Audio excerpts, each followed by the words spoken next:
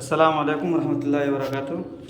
நம்முடைய தம்பி நல்ல தம்பி வேலை செஞ்சுட்டு இருக்காங்க பாருங்கள். இந்த மாதிரி கோடு இது தெரியுதா? இது பாருங்கள். இந்த இருக்கும்போது இதில் அடிச்சாங்கன்னா இப்போ இல்லாமல் போயிடும் பாருங்கள். இது லாபம். இப்போ பாருங்கள், இப்போ சுத்தமாக இல்லை. இதுதான் காரணம்.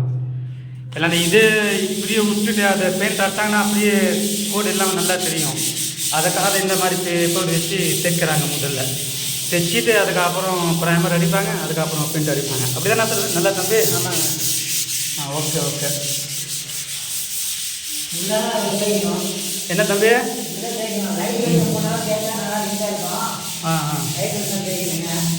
ஓகே ஓகே, நல்லா தம்பி. சரி,